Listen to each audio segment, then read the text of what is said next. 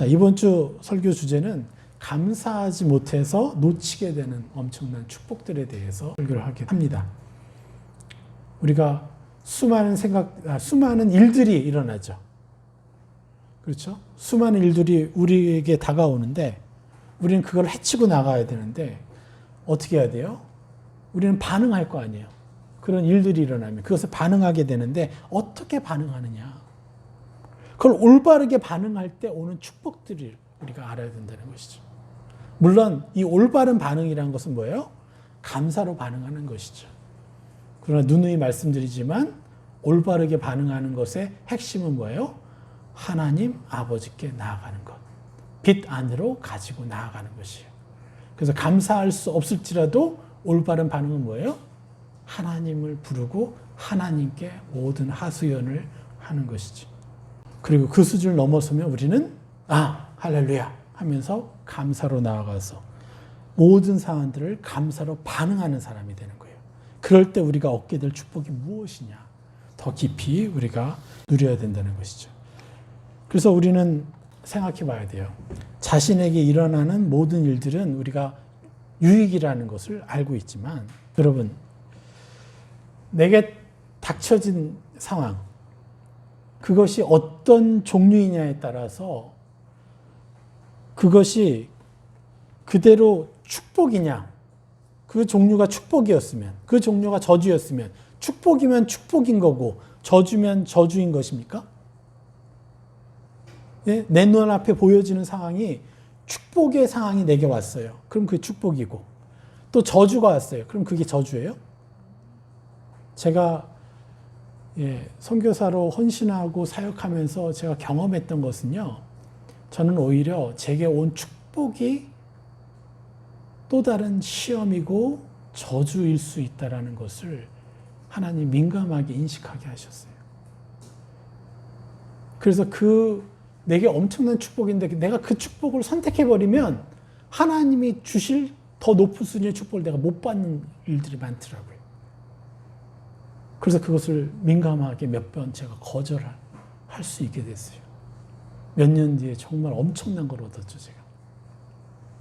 심지어는 축복조차도 내게 저주가 될 수 있다는 거예요.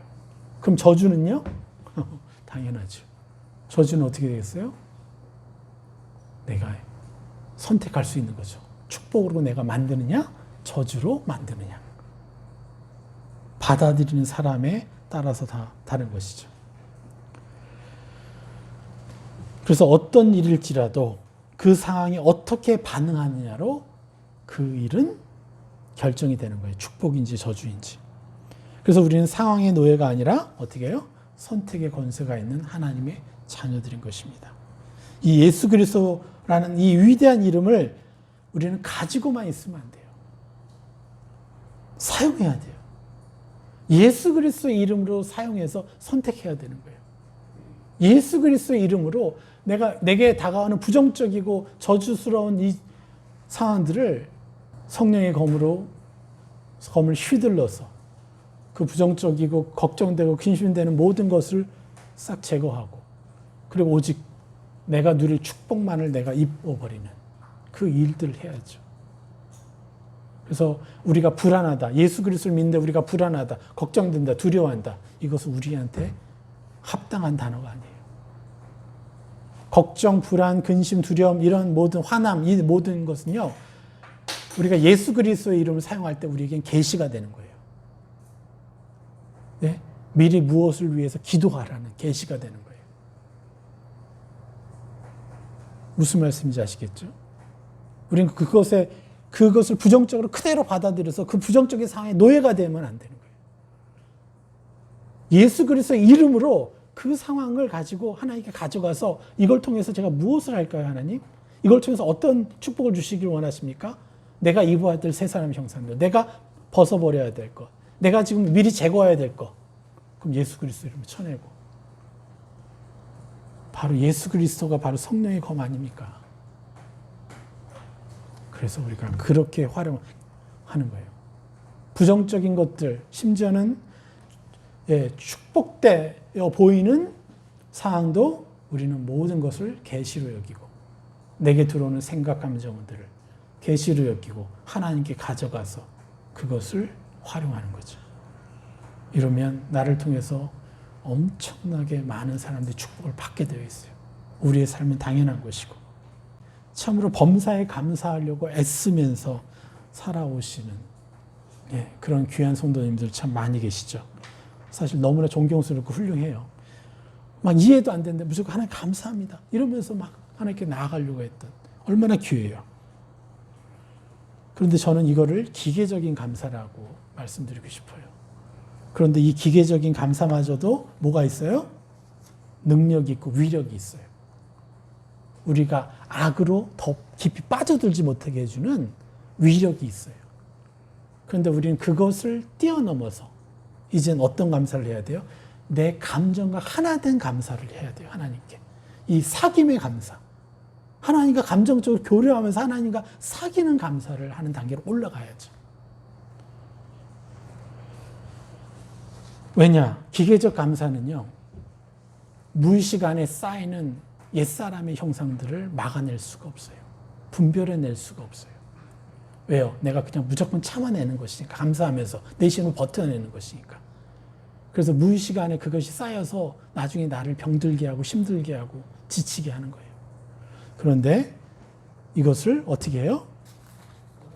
이제 하나님께 가져가서 하소연하고 감사합니다. 그렇게 해놓고 하나님 그래도 좀 혼자 있을 때는 사람들한테 감사합니다. 뭐 한다 이렇게 하지만 또 혼자 있을 때는 하나님 그래도 저 좀 힘든 것 같습니다 하고 내 마음의 상태를 솔직하게 하나님께 말씀드리면서 충분히 위로받고 그리고 그것을 다스리고 예수님의 이름을 가지고 그리고 그것을 하나님 앞에서 분별되면 어떻게 돼요?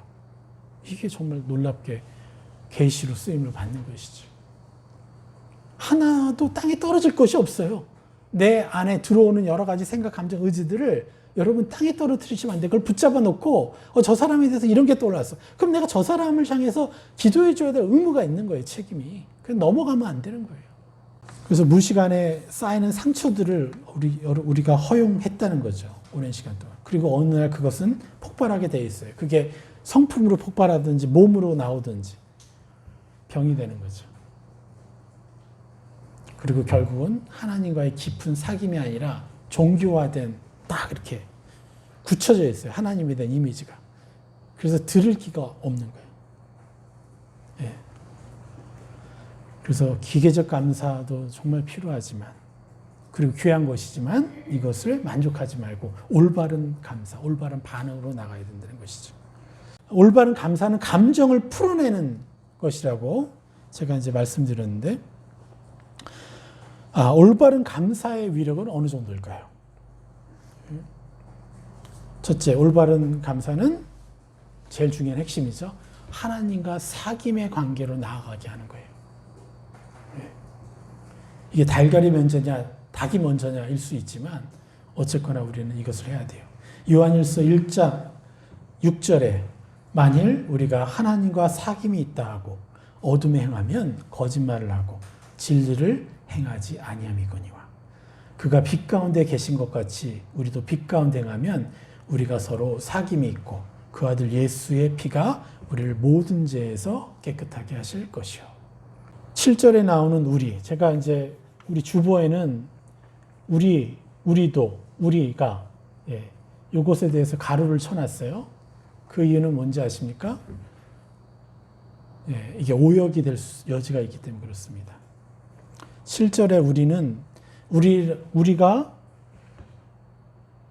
빛 가운데 계신 것 같이 우리도 빛 가운데 행하면 우리가 서로 사귐이 있고 그럼 여기서 우리가 서로 사귐이 있다 그러면 성도와 성도 간의 사귐으로 오해할 여지가 있는 거예요.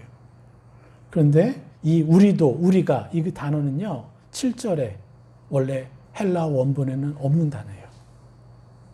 의역한 거예요. 좀 부드러우라고. 그런데 그렇게 집어넣은 게 어떤 결과를 가져요? 사람끼리의 사귐으로 이 말씀을 낮추는 결과를 얻는 거예요. 7절은요, 6절을 설명하기 위해서 하나님이 주신 말씀인데 하나님과 사귐이 있다 하고 이것에 대한 설명이에요. 그래서 우리는 무엇을 해야 된다고요? 우리 모든 예수님을 믿는 그리스도인들은 하나님과 사귀는 것이 목표가 돼야 돼요. 삶의 목적이 돼야 된다고 예전에도 말씀드렸습니다.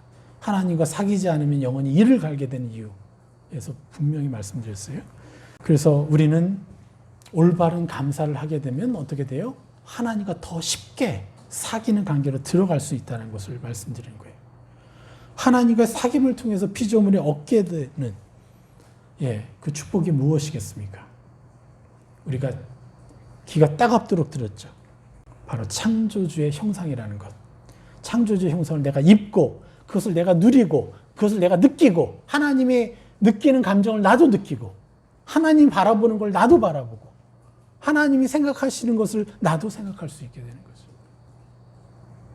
그래서 예전에 지나쳐왔던 수많은 관계 가운데 제가 안타까워하는 거예요. 아, 내가 그때 조금만 도와드렸다면, 더 기도했더라면 얼마나 좋았을까.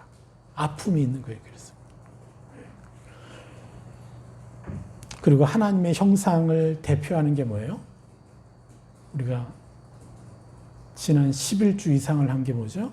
사랑이죠. 로마서 5장 3절부터 6절까지 읽겠습니다. 다만 이뿐 아니라 우리가 환난 중에도 즐거워하나니 이는 환난은 인내를, 인내는 연단을, 연단은 소망을 이루는 줄 알미로다. 소망이 우리를 부끄럽게 하지 아니함은 우리에게 주신 성령으로 말미암아 하나님의 사랑이 우리 마음에 부은 바 됨이니. 6절 우리가 아직 연약할 때 기약대로 그리스도께서 경건하지 않은 자를 위하여 죽으셨도다. 6절이 뭡니까? 우리가 준비가 되지 않았어요. 죄 지은 세상을 위해서 예수님은 자신의 기약대로, 여기서 기약대로도 이게 오역인데 카이로스라는 거예요. 그건 뭐냐면요, 그 시기에 있을 때, 즉 거룩하지 않은 그 시기에 그리스도께서 경건하지 않은 자를 위하여 죽으셨다라는 거예요. 우리가 죄 짓고 있는 와중에 우리를 위해서 죽으셨다. 명확히 제가 이제 말씀드렸던 것처럼 우리가 환난 중에도 우리가 왜 즐거워할 수 있느냐? 이는 환난을 통해서 우리는 뭘 할 수 있어요? 인내를 하는 거죠. 그 인내가 뭐예요? 다스리는 인내. 이 상황에 옛사람을 거절하고 새사람을 입히고 저 사람의 옛사람을 벗기고 새사람을 입히는 그 진짜 인내, 성경적인 인내를 이루게 돼요. 이 환난이. 그걸 통해서 우리가 인내를 배웠어요. 저도 그 인내를 배운 거죠. 그래서 그 인내를 하다 보니까 인내가 뭘 했어요? 연단, 트레이닝, 훈련을 하게 만들었어요. 계속. 내가 새 사람을 입는 그 훈련을 계속 하면서 이제 하나님의 형상에 가까이 가는 걸 갈망하는 것을 훈련하게 된 거예요. 하나님의 감정을 느끼는 훈련을 하게 되고. 그러니까 사귀게 되죠. 그래서 그 인내가 트레이닝을 해서 그 트레이닝, 훈련이 뭘 만들어요? 소망을 이루게 된 거예요. 그러니까 이 목적은 뭐예요? 내가 소망하는 것을 이루게 하시겠다라는 거예요. 그래서 우리는 무수한 꿈을 꾸고 그걸 적고 끊임없이 선포해야 되는 거예요. 예? 그러면서 5절에서 너무 격려를 해주세요. 뭐라고 격려합니까? 소망이 우리를 부끄럽게 하지 아니하면. 여러분, 우리가 왜 기대하지 않아요? 어떤 사람은 기대 안 한대, 일부러. 왜요? 상처받을까봐, 실망할까봐. 그래서 나는 괜히 기대했다가 실망할까봐, 상처받을까봐 나 기대 안 해. 그냥 그렇게 살아야지 뭐. 이렇게 하면서 꿈을 안 써요. 소원을 적지 않아요. 소망을 품지 않아요. 이 사람들은 어떻게 살아요? 세상을 순응하는 자로. 이 축복된 상황이 오면 감사하고 기뻐하고, 좋지 않은 상황이 오면 화내고 짜증내고 세상에 순응하는 거예요. 안타깝죠. 우리가 그렇게 오랜 시간을 살았죠. 그런데 하나님 분명히 말씀하십니다. 소망이 우리를 부끄럽게 하지 아니한다고. 왜 그래요? 그 뒤에 나옵니다. 우리에게 주신 성령 때문이다 그랬어요. 근데 그 성령이 뭘 해요? 성령으로 말미암아 하나님의 사랑이 우리의 마음에 부은 바 됨이니. 성령을 통해서 하나님의 마음이 우리 안에 들어와 계시다라는 거예요. 그래서 그 성령께서 가지고 계신 그 하나님의 사랑이 우리 안에 있는데 이제 이것을 내가 뭐래요? 소망이 어떻게 해요? 연다는 소망을 이루는 줄 압니다. 우리의 최고의 소망이 하나님을 사랑하는 것. 그래서 내가 완전한 삶으로 살아가는 것. 그러려면 뭐가 필요해요? 하나님의 사랑이 충만하게 내가 느껴야 되잖아요. 결국은 뭐예요? 우리의 소망이 우리를 부끄럽게 하지 않는 수 있는 유일한 방법은 하나님의 그 사랑을 내가 느끼고 실제로 경험하는 거예요. 그래서 지난주에 그 원수를 사랑하는 것이 이것의 지름길인 거예요. 하나님의 마음이 성령께서 가지고만 계시면 어떻게 해요? 우리가 예수 그리스도의 이름을 가지고만 있으면 어떻게 해요? 사용해야 되는잖아요. 성령께서 가지고 계신 하나님의 사랑, 그 기름 부음 받은 그 하나님의 사랑이 우리 안에 있는데 나는 그 성령께만 맡기고 나는 내 혼자 힘으로 살아가는 거예요. 이건 완전 고아잖아요. 그래서 우리는 과감하게 그 하나님의 사랑을 믿고 신뢰하고 내가 그런 사람입니다, 아버지. 내가 예수 그리스도 다음으로 하나님 아버지를 사랑하는 사람입니다라고 그렇게 해주셔서 감사합니다라고 내가 믿음으로 인정해 드릴 때 그 사랑이 이제 꿈틀꿈틀 거리면서 이제 느끼기 시작하는 거예요.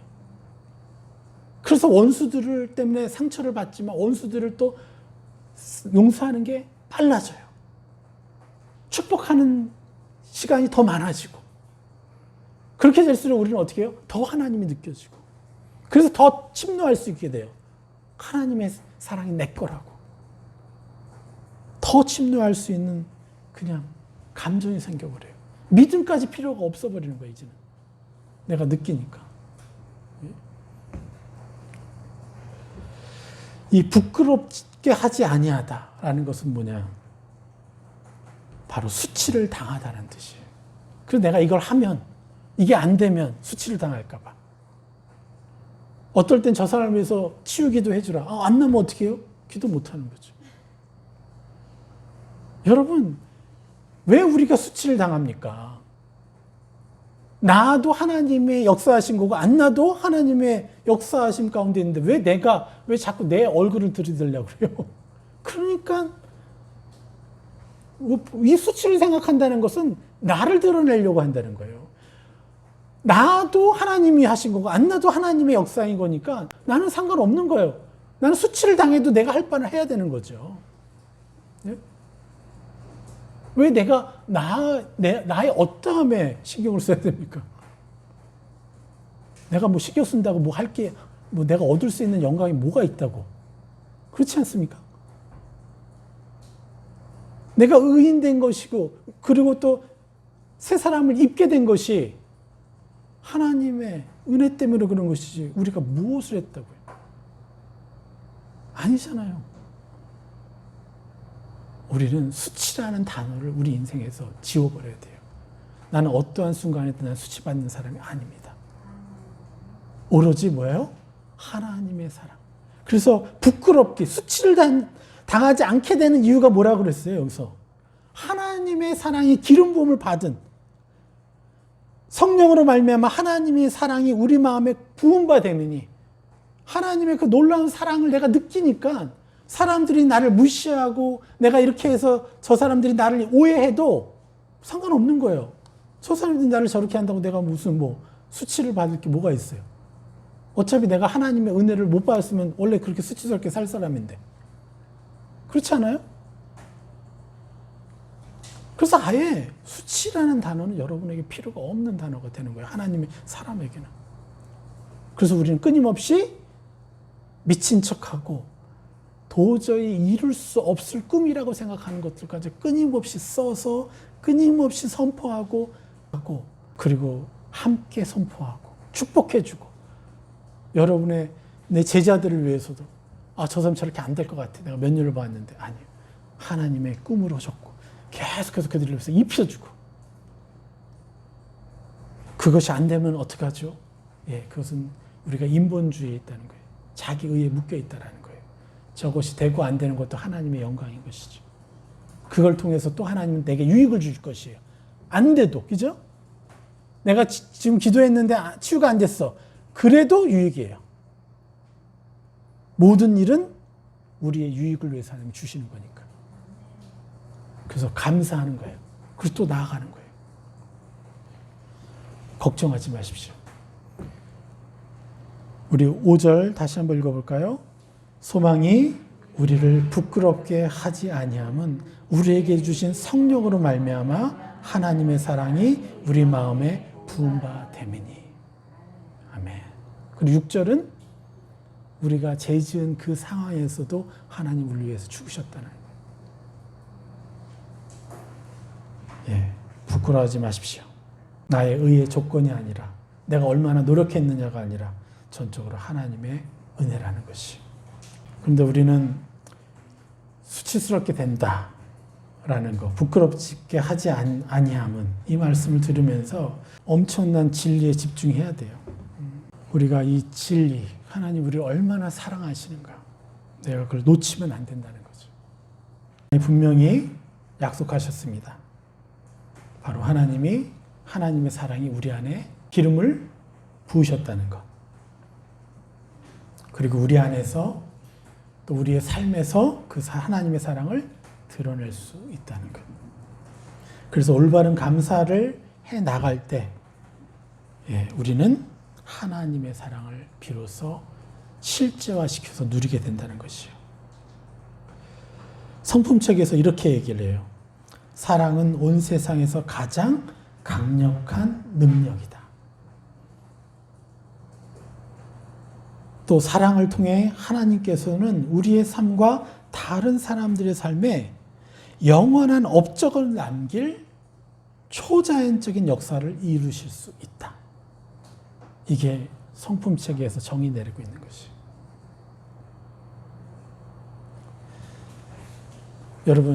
여러분의 인생을 한번 돌이켜 봅시다. 우리가 올바르게 사랑했었다면 우리가 겪어왔던 저주가 과연 우리의 것이었을까요? 우리가 이기적인 사랑을 했잖아요. 우리가 거칠고 서툰 사랑을 했잖아요. 그죠? 그것 때문에 우리가 많은 저주를, 우리에게 필요하지 않은 저주들을 우리가 받으면서 살았어요. 그러나 우리가 이미 늦었다고 그렇게 생각하지 마십시오. 지금이 가장 빠른 시기예요. 우리가 그런 실패를 통해서 비로소 우리가 겸손해지지 않았습니까? 그렇지 않나요? 그리고 이제 더 하나님 의지하려고 하게 된 것이 아닙니까? 그래서 누누이 말씀드리지만, 그리고 우리 주영산교에서 명확하게 우리가 경험하고 있는 게 뭐예요? 청년들이 빨리 변하는 것이 아니라 누가 변해요? 인생을 충분히 사신 분들이 빨리 변한다는 건 사실. 왜요? 애도 낳아봤고 수많은 상처도 받아봤고, 그러니까 진리를 제대로 딱 아니까 이분들이 더 결혼하지 않은 사람들보다 훨씬 더 겸손하게 이것에 생명을 다하고 천국을 침노하는 거 부끄러워하지도 않아요. 이제. 그렇게 하면서 변화가 된 거죠. 그래서 여러분, 악의 거짓말에 속지 마십시오. 우린 지금부터 회복이 가능한 것입니다. 그래서 여러분들의 남은 삶은 더 가치 있게 사용하셔야 돼요. 우리가 억울하잖아요. 지나간 과거, 지나간 젊은 시절이. 그래서 우리가 젊었을 때 기도보다 지금 여러분들이 나이가 들어서 기도하는 게 더 많아지지 않아요? 더 절실하게 기도하게 되지 않습니까? 그래서 젊은 사람들의 10년을 우리는요, 한 달 만에 쓸 수도 있어요. 한 달 동안 그들이 노력한 것보다. 왜요? 그만큼 간절함이 있으니까. 그래서 여러분들 귀하게 사용하십시오. 잠이 안 오신다고 걱정하지 마시고, 잠이 안 오시면 기도하라는구나. 더 열심히 기도하시면 되죠. 그래서 여러분들이 남은 삶과 또한 현재의 형제 자매들에게 여러분 저주를 남겨두지 마십시오. 또한 후손들에게 저주를 물려주지 마십시오. 우리는 올바른 감사를 통해서 최고의 유익, 하나님과 사귀며 하나님의 사랑이라는 그 성품, 그리고 그 외에 나머지 무수한 하나님의 성품을 우리 것으로 취해야 됩니다. 그 지름길이 뭐예요? 올바른 감사라는 것이죠. 예, 이번 주도 우리 열심히 입어봅시다. 오늘 말씀 여기까지 전하도록 하겠습니다.